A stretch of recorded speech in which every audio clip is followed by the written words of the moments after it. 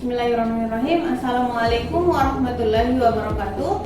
Salam sejahtera untuk kita semua. Perkenalkan, nama saya Juniati binti Lukman, SSC M Biomed dengan NIDN 0915079203. Saya adalah dosen tetap di program studi S1 Sains Biomedis Fakultas Teknologi Kesehatan Universitas Megareski. Pada kesempatan ini, izinkan saya memaparkan pernyataan diri dosen dalam unjuk kerja Tridharma Perguruan Tinggi atau PDD UKT-PT bidang pengajaran sebagai salah satu syarat mengikuti sertifikasi dosen tahun 2026. Selanjutnya, saya akan mempresentasikan mata kuliah yang saya ampu, yaitu mata kuliah Biologi Molekuler dengan kode IW21 DSM 045211. Mata kuliah ini adalah mata kuliah yang wajib pada semester 5 dengan bobot 3 SKS berupa 2 teori dan 1 praktikum. Adapun capaian pembelajaran pada mata kuliah ini yaitu yang pertama, mahasiswa mampu memahami ruang lingkup biologi molekuler, substansi genetika berupa kromosom dan DNA, struktur DNA, struktur RNA, serta mekanisme sintesis protein berupa translasi dan transkripsi. Yang kedua, mahasiswa mampu menginterpretasikan prinsip dasar dan pembacaan data kualitatif maupun kuantitatif dari isolasi protein, elektroforesis berupa visualisasi PCR, dan pembacaan kromatogram sequencing. Dan yang ketiga, mahasiswa mampu menganalisis data eksperimen dari teknik isolasi protein, PCR, sequencing, dan rekombinan DNA untuk mendeteksi efektivitas senyawa bioaktif berdasarkan perubahan ekspresi gen dan protein. Selanjutnya saya akan mendeskripsikan tentang mata kuliah biologi molekuler, yaitu mata kuliah ini yang membahas mengenai konsep dasar biologi molekuler meliputi substansi genetik berupa struktur dan fungsi DNA dan RNA, mekanisme replikasi DNA, transkripsi, translasi, regulasi ekspresi gen, serta penerapan berbagai teknik biologi molekuler seperti isolasi protein, PCR, elektroforesis, sequencing, dan rekombinan DNA. Mahasiswa juga mempelajari interpretasi data hasil analisis molekul secara kualitatif dan kuantitatif, serta melakukan analisis data eksperimen untuk mengevaluasi efektivitas senyawa bioaktif berdasarkan perubahan ekspresi gen dan protein. Ada pengeluaran pada mata kuliah ini diharapkan mahasiswa mampu memahami konsep, menginterpretasikan hasil molekuler, serta menganalisis data eksperimen. Berikut ini adalah materi pembelajaran yang saya akan berikan kepada mahasiswa, yaitu yang pertama, ruang lingkup biologi molekuler dan organisasi materi genetik, struktur DNA, struktur RNA, replikasi DNA, mekanisme transkripsi, mekanisme translasi, ekstraksi, polimerasi chain reaction atau PCR, elektroforesis, sequencing, analisis bioinformatika menggunakan basis lokal Eijkman Search Tools atau biasa disingkat dengan BLAST, analisis ekspresi gen dan protein, rekombinan DNA, dan yang terakhir aplikasi biologi molekuler dalam bidang kesehatan.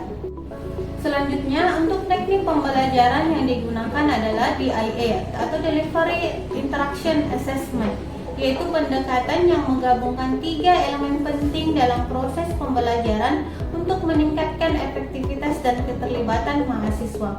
Yang pertama, delivery atau penyampaian, di mana materi disampaikan kepada mahasiswa dengan metode hybrid baik daring atau luring. Penyampaian materi dilakukan melalui metode ceramah, diskusi, presentasi, video, dan literatur.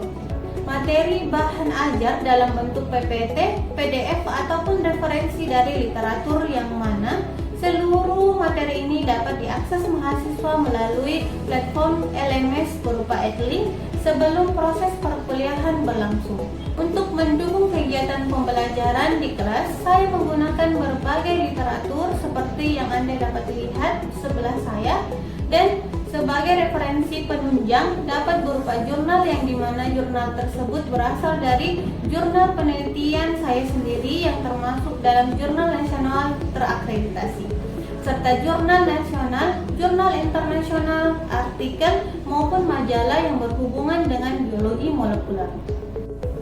Selanjutnya, interaction yang saya lakukan dalam kelas yaitu student center learning, di mana pendekatan pembelajaran yang menempatkan mahasiswa sebagai pusat dari proses pendidikan dengan fokus pada kebutuhan, kemampuan, serta minat dan gaya belajar mahasiswa. Tujuannya untuk meningkatkan partisipasi aktif, pemahaman yang mendalam, dan mengembangkan keterampilan kritis mahasiswa. Jadi dalam pembelajaran SCL saya menerapkan interactive learning, di mana pemaparan materi dosen dan mahasiswa aktif bertanya, memberikan pandangan dan aktivitas-aktivitas praktis lainnya. Kemudian pembelajaran kolaboratif melalui fokus group discussion, yaitu studi kasus penerapan biologi molekuler untuk kemudian dianalisis dan didiskusikan secara berkelompok, dan selanjutnya pembelajaran berbasis masalah. Mahasiswa diberikan masalah yang nyata dan harus diselesaikan, di mana ini membantu mahasiswa memahami relevansi dari materi yang telah diberikan. Adapun platform yang saya gunakan yaitu LMS yang dapat diakses melalui http myuniverse.ac.id, dan aplikasi platform yang digunakan yaitu untuk mengisi presensi kelas, mengakses materi perkuliahan, mengerjakan kuis, dan mensubmit tugas yang telah diberikan. Selanjutnya yaitu assessment atau penilaian. Jadi pada tahapan ini di mana pemahaman dan keterampilan mahasiswa itu dievaluasi untuk mengukur sejauh mana mahasiswa memahami materi yang telah diberikan, serta untuk memberikan umpan balik yang konstruktif secara objektif dan transparan. Sistem penilaian dilakukan melalui 4 komponen, yaitu yang pertama keaktifan mahasiswa dengan bobot 10%, tugas dan kuis 20%, UTS 30%, dan UAS 40%. Demikianlah penerapan 3 aspek yang telah saya lakukan pada proses pembelajaran, yaitu DIE. Berikut ini saya tampilkan cuplikan video pembelajaran yang telah saya lakukan. Ya, Assalamualaikum warahmatullahi wabarakatuh. Waalaikumsalam warahmatullahi wabarakatuh. Ya, selamat pagi semuanya. Pagi, Ibu. Bagaimana kabar kalian hari ini? Baik, Ibu. Alhamdulillah. Ya, semoga kita senantiasa diberi kesehatan dan kebahagiaannya. Ya, di sini marilah kita sama-sama membuka perkuliahan pada pertemuan ke-9 pada mata kuliah biologi molekuler. Nah, dimulai dengan berdoa sesuai dengan keyakinan dan kepercayaan masing-masing. Silahkan berdoa dimulai. Dan doa selesai.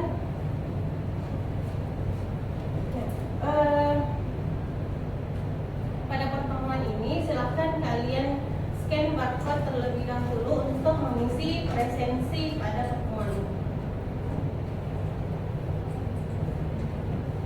Oke, sudah?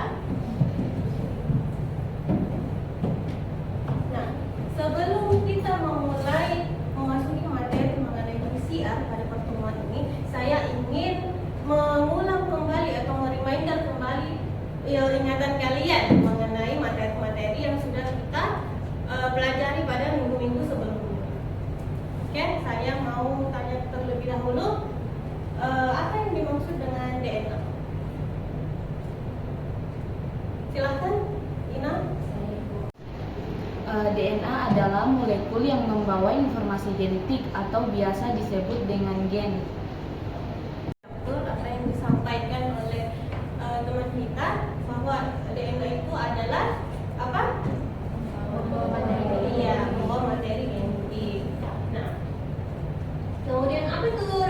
DNA. Oh ya, Suci, silahkan.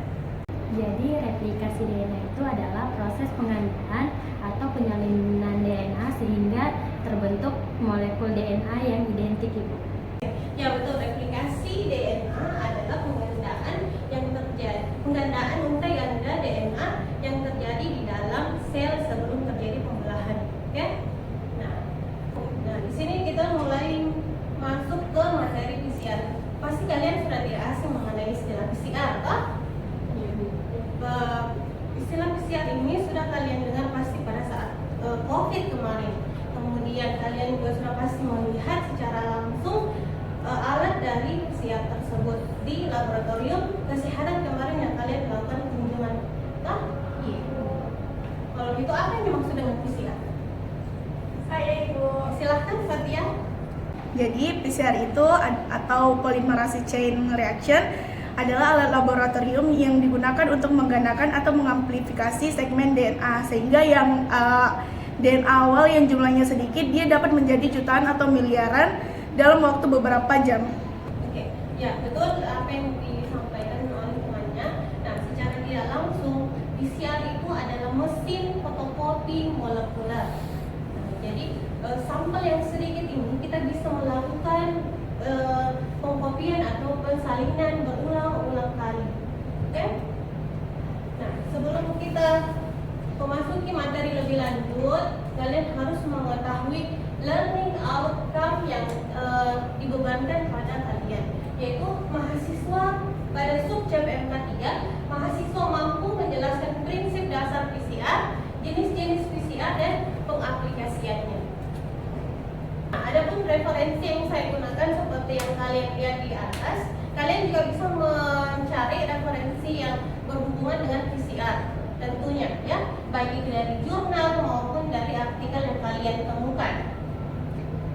Nah, kemudian ini adalah beberapa pembahasan yang akan kita bahas. Dan nanti pada pertemuan berikutnya kita akan membahas mengenai jenis-jenis PCR dan aplikasinya. Nah, pada pertemuan ini kita hanya membahas bagaimana history of PCR, kemudian komponen-komponen yang ada pada PCR dan tahapan pada PCR tersebut. Nah, pembahasan pertama itu history of PCR. Ada yang mengetahui siapa tokoh yang ada di depan? Ya, silakan urut. Gary Mullis. Ya, betul, Gary Mullis. Nah, beliau adalah penemu pertama teknik PCR dan mendapatkan penghargaan Nobelty di bidang kimia pada tahun 1992. Secara tidak langsung, teknik atau penemuan teknik PCR ini merupakan serangkaian dari penemuan sebelumnya. Kita mulai pada tahun 1953 ditemukannya struktur dari DNA. Nah, disinilah awal mula ditemukannya konsep replikasi genetik. Kemudian pada tahun 1957 itu sudah diidentifikasi enzim DNA polimerase. Nah, di mana kalian pasti sudah tahu apa fungsi dari enzim DNA polimerase, yaitu untuk bertugas untuk menyalin informasi dan menggandakan urutan DNA. Kita masuk ke komponen PCR. Ada 4 komponen utama PCR yang harus kalian pahami sebelum kita melakukan mix PCR. Nah, pada pertemuan berikutnya atau pada pertemuan minggu depan kalian akan mulai praktikum. Nah, materi PCR ini merupakan modal utama kalian untuk melakukan praktikum untuk PCR. Nah, ada komponen pertama itu polimerase. Nah, ini tadi fungsi dari enzim untuk menyalin dan memperbanyak jutaan untai DNA. Kemudian primer. Primer ini adalah segmen pendek DNA tunggal sebagai titik awal untuk replikasi DNA. Nah, biasanya kita menggunakan 2 primer. Ada primer forward dengan primer reverse. Oke. Kemudian ada DNTPS adalah deoksiribonukleotida trifosfat sebagai penyedia materi genetik dan sumber energi untuk kerja enzim. Dan yang terakhir adalah buffer. Nah, buffer ini adalah larutan penyangga yang menyediakan lingkungan kimia optimal untuk aktivitas enzim tersebut bekerja. Nah, inilah beberapa dari komponen utama pada proses PCR nantinya. Nah, jelas kalau DNA ini adalah sampel hasil isolasi kita atau DNA template, ya, disebut dengan DNA template. Nah, kemudian kita masuk ke tahap atau siklus yang terjadi pada PCR atau alat thermocycle.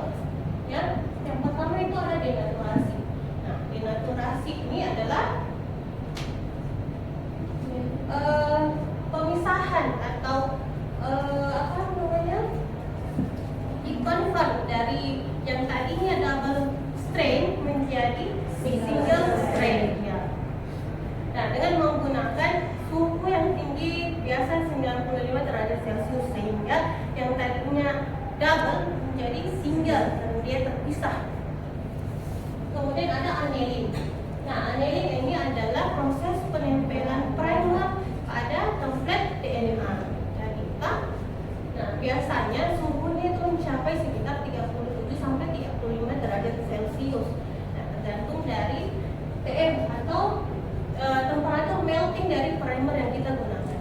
Kemudian extension. Nah, extension ini adalah perpanjangan. Selama tahapan ini, polimerase akan melakukan proses polimerase rantai DNA yang baru berdasarkan informasi yang ada pada DNA template.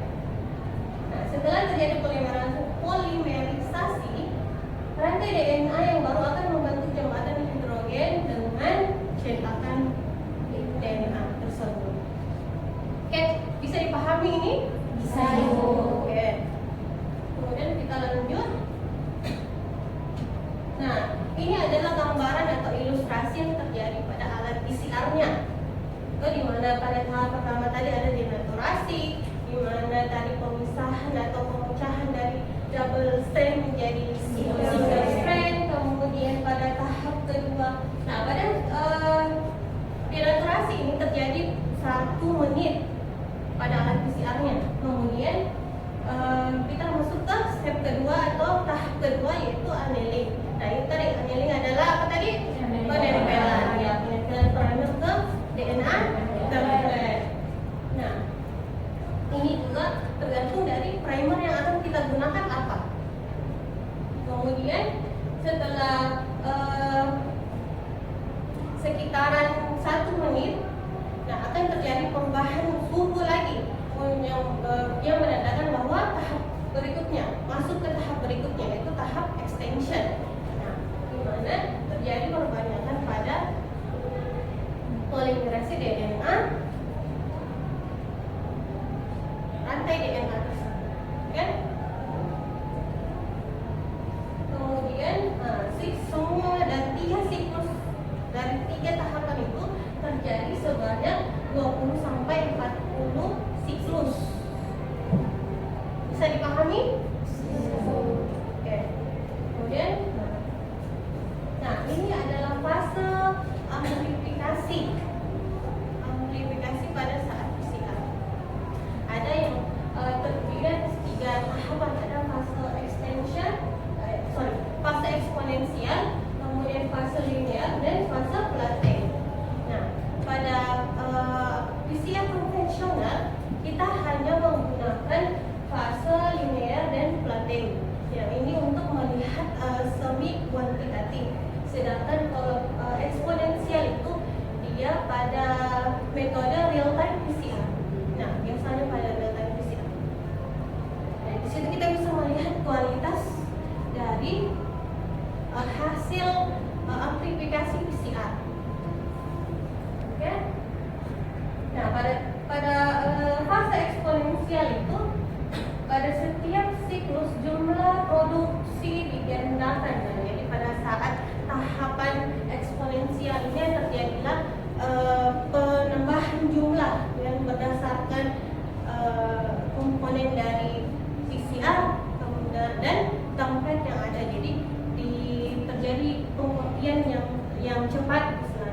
yang berkali-kali lipat. Sedangkan kalau pada fase linear ini adalah komponen-komponen PCR dalam reaksi mulai habis akibat reaksi menjadi melambat. Nah, jadi reaksi yang sudah habis atau reagen yang sudah habis saat terjadi proses penyalingan, perpanjangan pada tahap fase linear ini sudah di fase yang hampir habis istilahnya. Nah, kemudian yang terakhir itu plateau, di mana berhenti total reaksi yang terjadi pada saat PCR. Bisa dipahami? Bisa. Oke.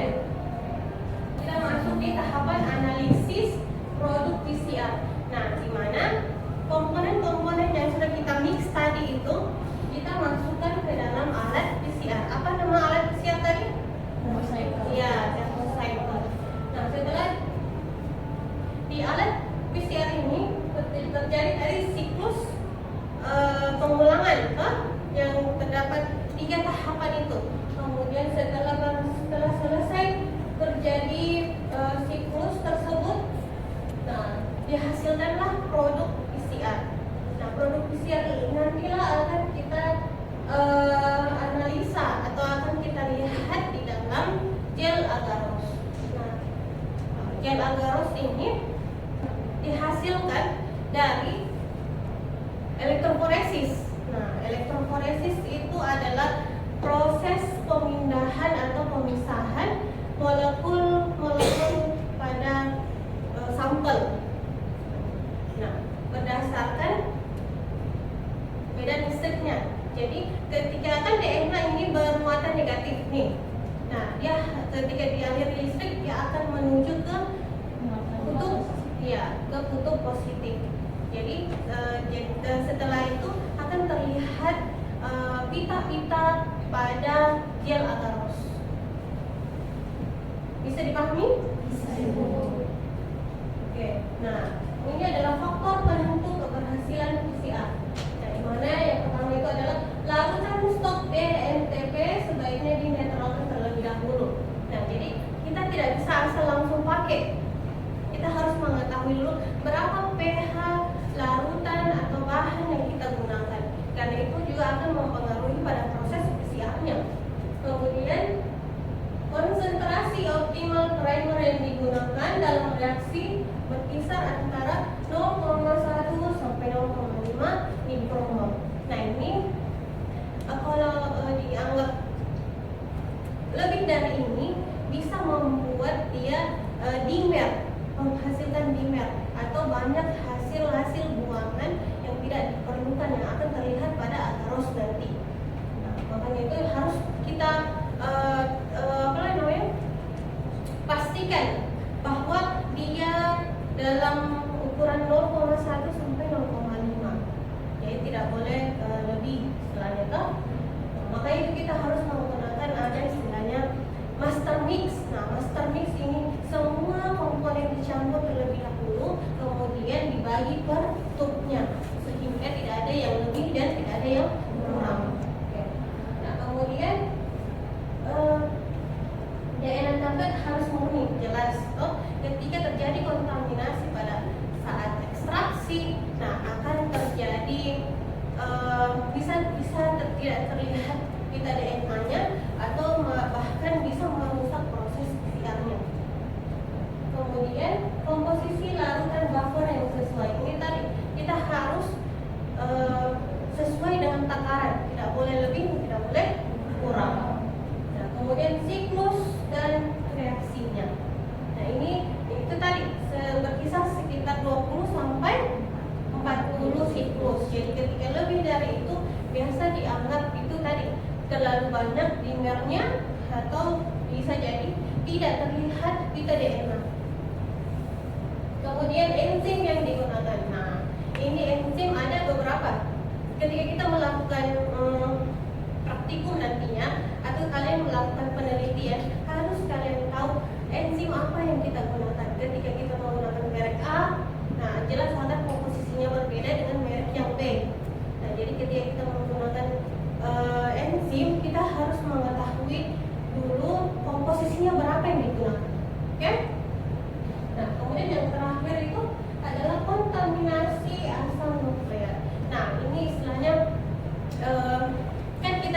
dalam laboratorium ini kan kita tidak tahu, oh si A sudah pakai alat ini tanpa dia sterilkan terlebih dahulu. Nah, ketika kita menggunakannya, kemudian si A yang mengerjakan ekstraksi RNA misalnya.